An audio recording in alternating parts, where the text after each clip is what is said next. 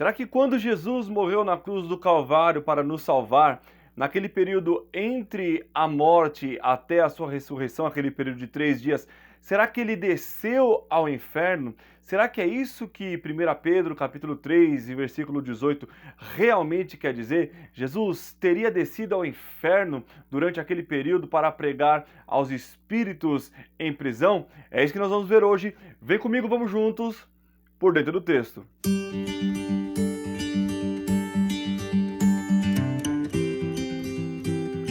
Olá, eu sou o pastor Douglas Gonçalves e você está no canal Por Dentro do Texto e também no quadro que leva o nome desse canal. Se você já tem acompanhado os nossos vídeos, mas ainda não se inscreveu no canal, clique aqui embaixo em inscrever-se. Você que também está chegando por aqui agora, se gostar desse conteúdo, não deixe de clicar em inscrever-se, ativar o sininho para ficar por dentro de todo o conteúdo que nós temos produzido no canal. Também já deixa o teu like aí para nos ajudar, para fortalecer, porque assim o YouTube recomenda esse vídeo para mais pessoas também. Bom, pessoal, no vídeo de hoje nós vamos abordar o texto talvez mais polêmico e mais mal compreendido de todo o Novo Testamento. Você já deve ter visto ou ouvido em algum culto, em alguma igreja, até alguns louvores, algumas músicas gospel da nossa época, dizendo que Jesus ele foi ao inferno para libertar os espíritos que estavam aprisionados antes da sua ressurreição, fazendo um paralelo ali quando diante de uma má interpretação de que quando Jesus fala lá em Apocalipse, naquela revelação a João, capítulo 1, versículo 18, que ele é o cordeiro que está morto, vive para sempre, tem a chave da morte e do inferno. Essa interpretação é uma interpretação incorreta de um ponto de vista hermenêutico e também exegético. E nós vamos observar no vídeo de hoje que esse texto ele não está falando de fato que Jesus foi ao inferno.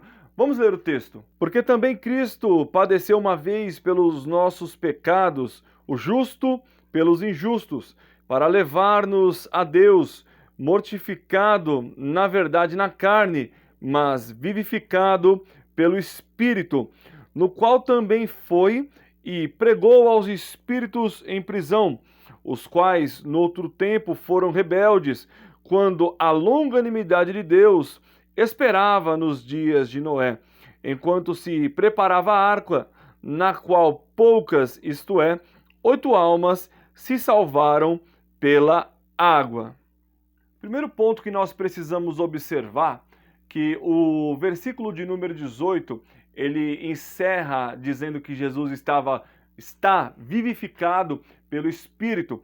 E no versículo 19, ele vai iniciar com um pronome relativo, fazendo uma referência ao versículo anterior, que é no Espírito. Então, essa ligação vai dizer imediatamente que Jesus está vivo e que foi pelo Espírito no momento da ressurreição, no momento da sua morte na cruz ali, em que ele anuncia a sua vitória. Do ponto de vista histórico, essa ideia de que Jesus foi ao inferno, ela se inicia no ano 200 depois de Cristo, com Clemente de Alexandria, quando ele, na composição ali do credo apostólico, dizendo que Jesus ele foi ao inferno. E desse ponto de vista, muitos vão interpretar que Jesus desceu ao inferno para pregar aqueles que ainda não tinham ouvido o Evangelho e assim pudessem ser salvos. Entretanto, isso é muito complexo, porque a Bíblia vai nos dizer que após a morte segue-se o juízo. Não há possibilidade de uma redenção após a morte.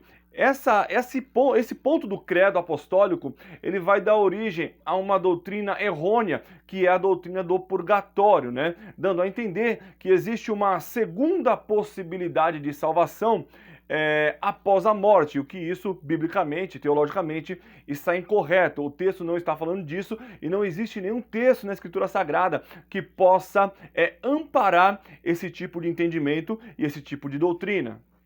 E é nesse ponto que Agostinho, o bispo de Hipona, ele vai refutar essa ideia de Clemente de Alexandria, fazendo menção ali da carta aos Hebreus, capítulo 9 e versículo 27, onde a Bíblia vai nos dizer que ao homem cabe nascer, viver apenas uma vez. O homem nascerá e morrerá apenas uma vez, e após a morte segue-se o juízo, ou seja, após a morte do homem, o juízo já está estabelecido, ou seja, ali naquele momento já está decretado se ele está salvo ou se a sua alma está condenada ao inferno, não havendo assim uma possibilidade de que Jesus fosse até o inferno anunciar o evangelho àqueles que foram mortos antes da sua vinda na terra.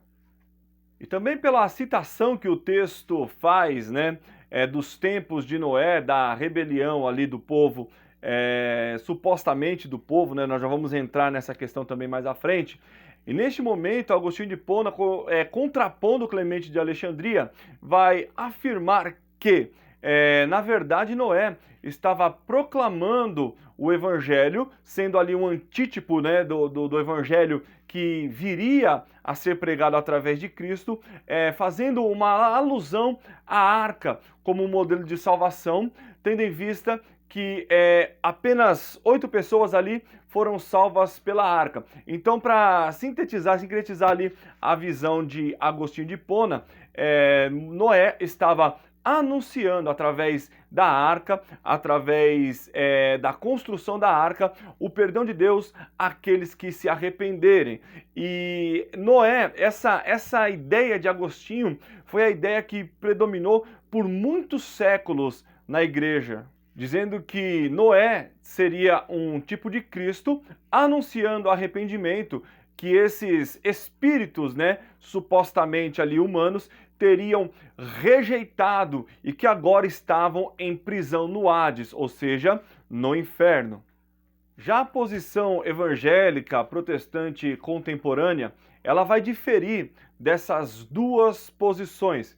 Primeiro ponto é que a Bíblia, neste momento, ela não afirma que Jesus estava pregando para arrependimento, mas a palavra pregar ali utilizada no original se refere a um anúncio, ou seja, um anúncio da vitória de Cristo, da vitória da cruz de Cristo. Também a palavra espírito ali com letra minúscula, quando fala que foi pregado, anunciado aos espíritos em prisão, durante toda a literatura judaica ali daquele período e também a literatura da igreja, ele vai se referir a esses espíritos em prisão a demônios, aqueles que rejeitaram a Deus, se rebelaram contra Deus. Por isso que o texto vai dizer o qual foram rebeldes noutro tempo, que essa rebelião também ali afetando a queda do homem, enganado pela serpente,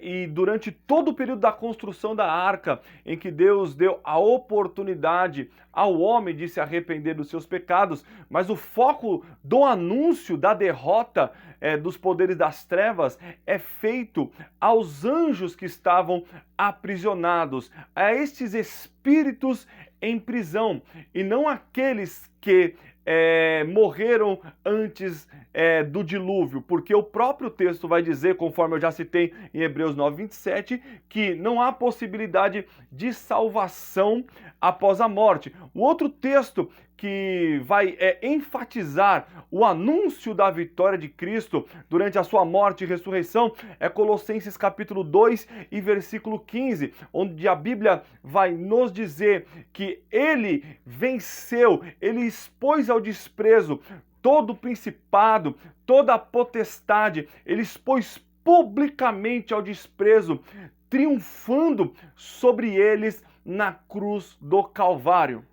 Porque também Efésios capítulo 6 e versículo 12 vai dizer que as forças espirituais da maldade habitam ali nas regiões celestiais. Então, esse brado de Cristo, esse brado de vitória, esse anúncio de que o poder do pecado, de que a força da maldade, a estes espíritos que estão aprisionados pela sua rebeldia contra Deus, eles foram derrotados completamente na cruz do Calvário. E isso fica muito claro porque o propósito da epístola de Pedro é falar aos corações dos crentes que estavam passando por uma perseguição. E essa ideia de forças espirituais na região celestial, essa vitória fazia total sentido para eles, porque eles passavam por grande oposição.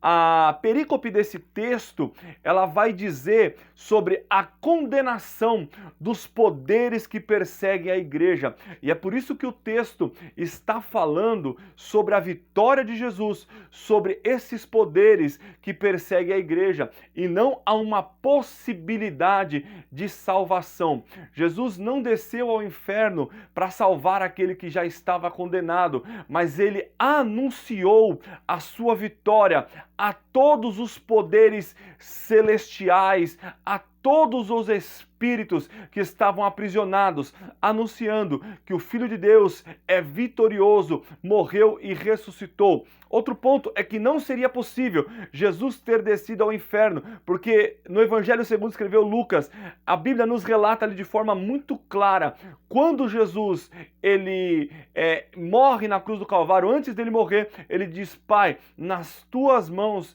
entrego o meu espírito. Então o Espírito de Jesus, ele voltou para Deus e não foi para o inferno para anunciar salvação àqueles que já estavam condenados. Então, basicamente, tendo em vista que Jesus a Bíblia está falando ali, Pedro está escrevendo para aqueles servos do Senhor que estavam sendo perseguidos, mas que não deveriam se afligir, porque assim como Deus derrotou as forças espirituais que perseguiam Noé e ainda assim os salvou, ainda que fossem apenas 8 caminhando ali com Deus, construindo a arca, assim também a igreja, assim aqueles servos do Senhor que estavam sendo perseguidos também são salvos pela cruz de Cristo no batismo, fazendo parte da igreja do Senhor Jesus. Espero que vocês tenham gostado do vídeo de hoje, espero que tenha ficado claro. Eu trouxe aqui uma posição histórica e elucidando aí do ponto de vista bíblico, teológico, a posição protestante. Se você gostou desse vídeo, deixa aqui o teu like, comenta aqui embaixo o que você achou, se ficou alguma dúvida. É um texto difícil de interpretação, tem muitos erros interpretativos, especialmente nos últimos anos, mas eu espero que você tenha gostado, espero que tenha elucidado esse texto para você. Então, se você curtiu, compartilha nas suas redes sociais para que isso possa abençoar outras pessoas também. Se ficou com a gente aqui até agora e ainda não é inscrito, não esquece de inscrever-se aqui embaixo. Valeu, pessoal, muito obrigado e até a próxima, se Deus quiser.